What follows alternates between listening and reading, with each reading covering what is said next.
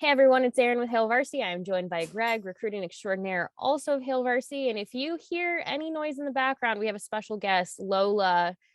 Greg's dog is in the room. Greg, how are you and Lola today?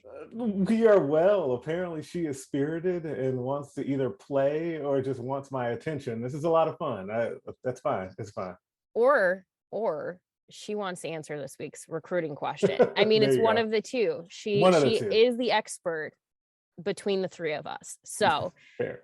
all right, let's get to the question. There are a lot of good questions this week, but one that has come up quite a bit. So this is more of a broad question that a number of people have touched on in different conversations with Greg, and just something that he's also been wondering a little bit about is building off of last week's question about the class size. We already were looking towards 2023 and potential transfer numbers, all of that. So if you haven't watched that video, you can go back, just go to the Nebraska recruiting little like folder in our YouTube, and you should be able to watch any of our previous videos. So if you want to, go check that out and then come back.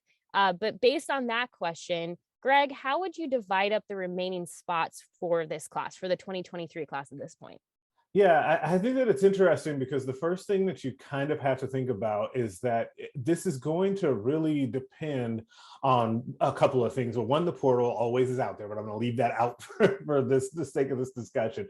But the bigger part of it is it relates to the current team, right? And what kind of happens with attrition. One of the things that continues to come up, it was a topic again last week, once we heard the quarterbacks talk, is where is the additional attrition going to come from? And I do think it's fair to say that there will still be attrition, whether it's quarterback or elsewhere, just because it's the nature of the beast in college football in today's day and age, but it's also just the reality of Nebraska's current situation based on scholarship numbers and based on how much competition there is at basically every position, right? There are very few positions in which like spots are just decided and settled at this point. And then if the starters are, then the backups are not, like say inside linebacker when Luke Reimer is healthy, right? You know who those two starters are, but you don't necessarily know who the backups are going to be. So with all that being said, like I think that there's still a couple of spots on the offense.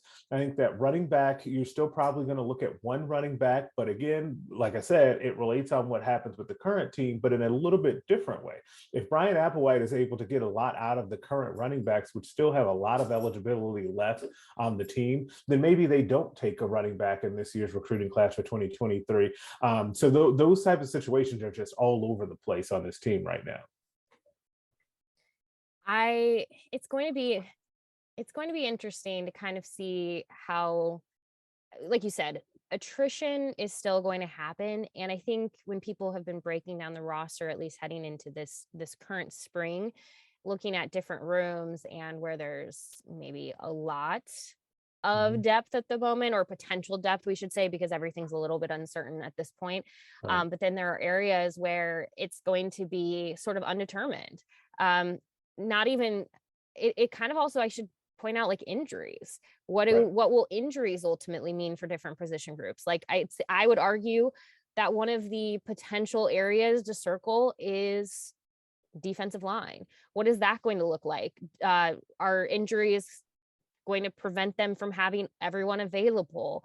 How does that shake out? Do they need to be focused there more? We know that offense and defensive line have always been big points for every Right. recruiting class. But then you start to look at, like, while, the wide receiver position seems to have a lot of faces and names right now, maybe tight end becomes an area where you're looking at needing more attention quickly. There's just certain spots on this roster that are going to really depend just on not only that attrition, but on whether or not people stay healthy. We obviously know there's a number of injuries going into this spring. Some are not that long term, some that will be quicker to return, some might be this summer, some we don't even have full understanding of, because Scott Frost, when he gave us kind of his brief rundown saying he left his list, he's Twice that conveniently left happened. his list Weird. Twice.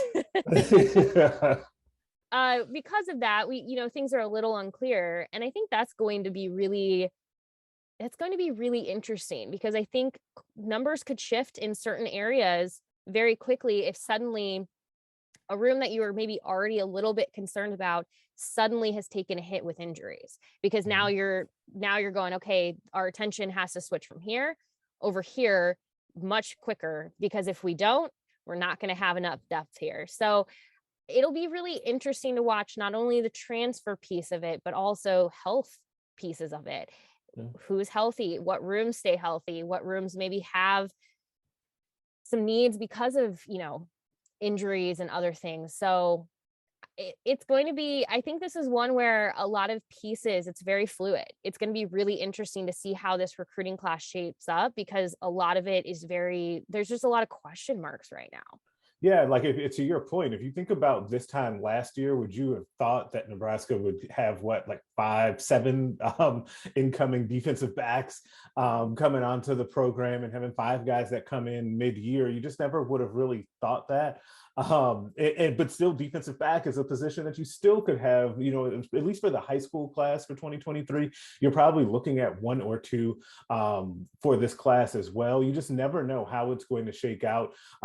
Injury, attrition, and just overall development and performance also play into this, because on the like to your point about the defensive line, like if Nebraska's young defensive linemen, which there are a lot of questions about right now, if multiple of them step up and show throughout this season that they can be counted on and can be rotational players at least for Nebraska, maybe that slides back the need for 23 on how many guys they need to add to that room, because now suddenly the room is young and has talent, right? It's just such a sliding scale, and one of those things that as a coach, it probably keeps you up at night trying to project and figure out where those numbers are going to go. Yeah, it's gonna like not to sound like a broken record, but it's going to be really interesting. Just I we keep talking about we're talking about the potential transfers. We're talking about potential just health, injury related questions going forward. We, like Greg just mentioned, there's also just like the development of players, but there's also like how the team is performing in 2022. What does the season look Mhm. like? How does that ultimately affect things? Um, how is, does it look like Scott Frost is going to still be the coach in 2023? Like I don't want to make this over dramatic by any means, but all of these things do ultimately affect the conversation of what these it's just so hard to like, and this is the case no matter what. This is the case, anything can happen with any team. But it's like, okay, say, a coach is retained after, say, a coach is fired, but an assistant is retained. How does that change that room's numbers? Right. Who transfers then? There's so many kind of like just this 2023 class. It's going to be, Greg, bless you and your job, because I do feel like this one is going to be a little hard to pin down at times, because certain things are just going to change it at any given moment. And it could be ebbing and flowing week by week, all the way even through the season. Which is great for me in one way, not so great in another. But also, it's like you said, interesting because Nebraska has started off really well for this class, right? Like if we should have started the video by saying that the 5 guys that are in the recruiting class right now are all good prospects, all guys that Nebraska really wanted, and they've had a nice start to this recruiting cycle. And I've written a couple of different times and said on the video a couple of times, I think that this has the potential to be a nice bounce back class for Nebraska. But there is kind of that flip side to how this could go. And I feel like we mention this almost every week, because it is worth noting that if the season does not go well, like it could blow up everything. Like, and then it just becomes a different set of questions that end up being the hot topics. But yeah, that part of it is always kind of looming out there, because it's the reality of where we are in Scott Frost's tenure at this point and how it's gone so far. Well, the good news is there will be a plethora of questions for this recruiting question each week. So we don't have to worry. If nothing else, it's really good job security for at least this video. It's not That's going right. anywhere because you all have a lot of questions, and we do appreciate them. We appreciate when you continue the conversation on YouTube. So go ahead and leave a comment. If you have a question yourself, you can leave them in the comments on our YouTube video, or you can tweet at Greg at Greg Smith HV, or at Hail Varsity at Hail Varsity on Twitter.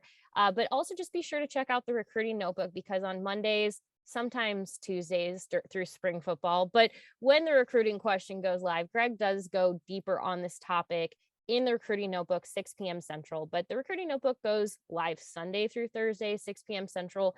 So just go ahead and bookmark that now. It's good appointment reading. You'll know what's going on in the world of recruiting all the time. And some of your questions that don't get answered in this video actually surface in the recruiting notebook. So just, you want to check it out at all times. But as always, we appreciate you watching, commenting, interacting. Keep that up. It means a lot to us. Greg, as always, thank you for your time and expertise. And tell Lola thank you as well. I will do. I assume she needs to walk around the block or something. That's fine. We'll let you get to that. Well, thank you, everyone. We'll talk to you next week.